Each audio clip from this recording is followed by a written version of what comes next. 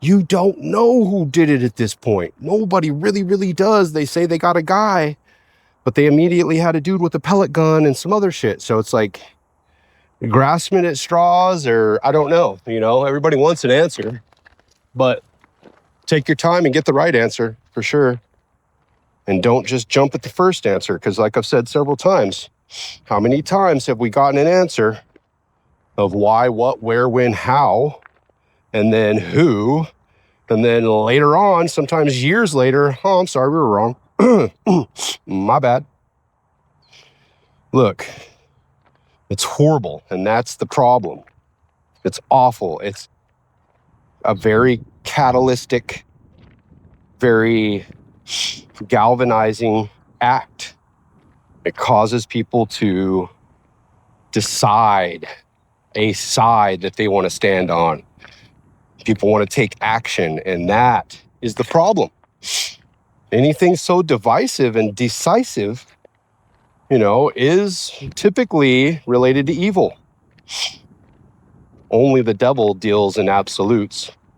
100% yes or 100% no. You're with me or against me. That's devil talk. Life is much more varied in the gray than it is in the light and the dark. God. These are dark days, dark things happening, but we still have light in us. We are the light. We're the ones that can overcome this and hold Charlie in good remembrance. Don't act against what his spirit would have recommended. And that's peace and love and truth, Overall, you don't give hate in the face of hate. You give love in the face of hate. Now, when hate turns around and tries to punch you in the face, that's when you go ahead and take action and, punch back. But up till getting punched, you don't need to be hitting. Got to give everybody a chance. Give them an option to do the right thing and make the right choice. Now, obviously, if they come with you, with bad intent and you can see it, protect you, but don't go looking for trouble. That's the thing. Like, this is one of those, it's like, get up out of your seat and do something moments.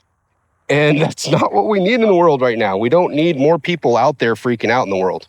It's already plenty of that. We need more adults in the room, handling the bad actors one by one. Eventually you get them all,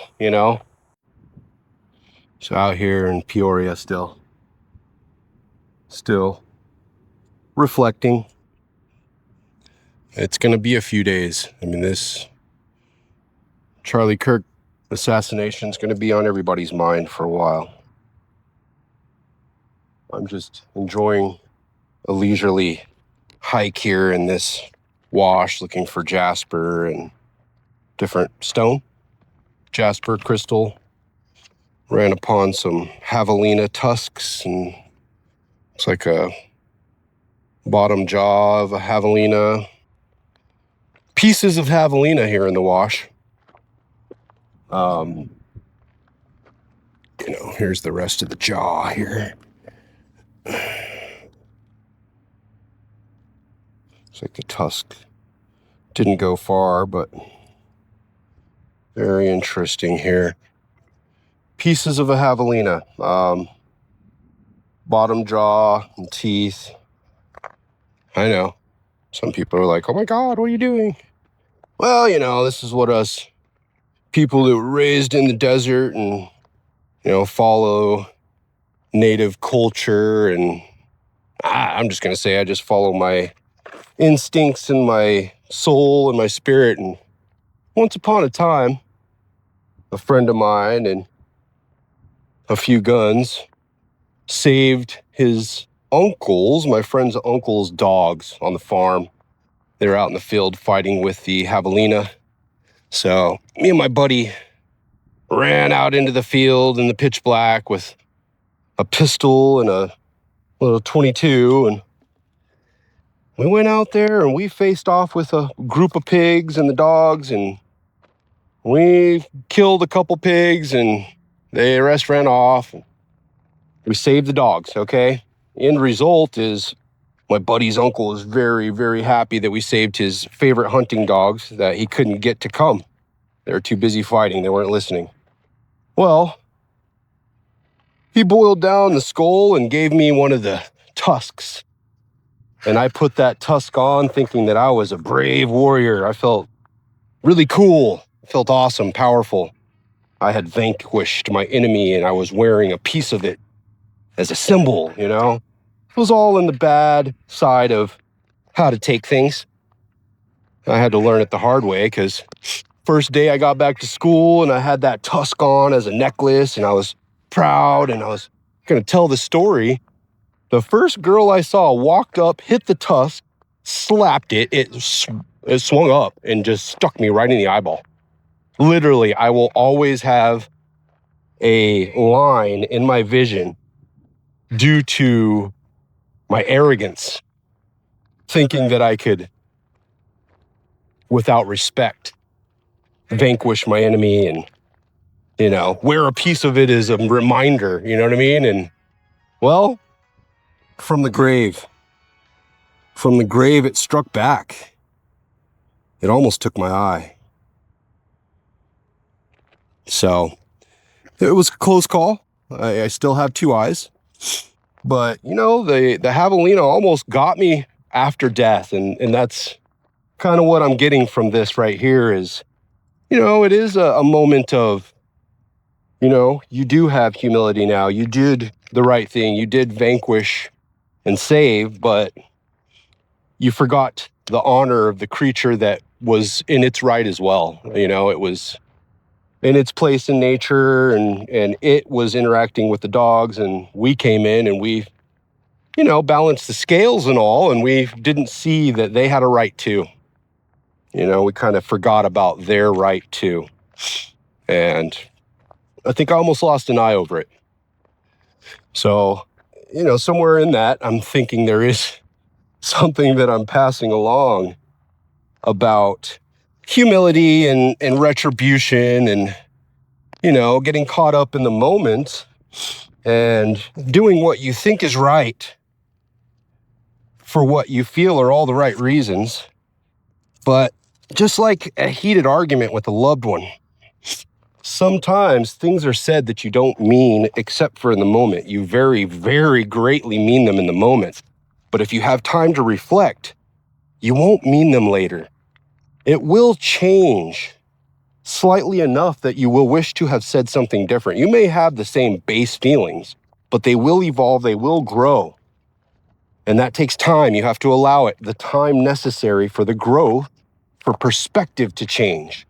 If you act immediately, well, that's kind of the point. It's the aspects, it's the energetic and, you know, Mars aspects, the sun. We as an entire collective are easily pushed into emotion right now because of planetary aspects, the sun aspects. Okay? And it's a good time to make a power play for the narrative for a good while, okay? But it'd be nice if for a change, people didn't react, didn't do what exactly was expected of them. They just took a pause and, you know, look at things for a minute with a perspective of maybe, just maybe, nobody needs to do anything else for right now. Maybe everybody just needs a break and to just sit and think for a minute, because action is sort of what has caused the problems we're in currently. You know, people trying to make things happen, and their push is causing collectively our entire society to reap repercussions that none of us sought. Only a few. And those few are more up on what's going on with our energy aspects and more willing to play power moves in a time when the influence is right to leave a scar that basically wants retribution, you know? Wants action, wants devastation, wants things to turn into turmoil because, well, some people are nihilists, you know? Some people just want to watch the world burn. That's fucking real, believe it or not. It's hard for people who love and care and have an honest humanitarian soul in them. It's hard for them to understand the mind of a nihilist type person who honestly just wants destruction and sorrow because that's what they see and they want to share it. Misery loves company, okay? And that misery-loving company is losing its power. It's losing the narrative, and it's striking back. It's striking out. It's trying to sow the seeds of hate that it wears and it lives off of. But, well, let's not change the way we eat, folks. We eat love. We eat caring. We eat trust. Fellowship and humanity is important. I mean, we don't all have to see eye to eye, but it is important that, in times of need, you put yourself aside if you can help another, and do. Now, I get the useless efforts. There's plenty of people I've helped out there that I wasted my time. I know I did. But I don't regret having done it. I just won't do it again. That's otter medicine. Otter medicine says, trust first until you're proven that they are not trustworthy and not worthy of your trust.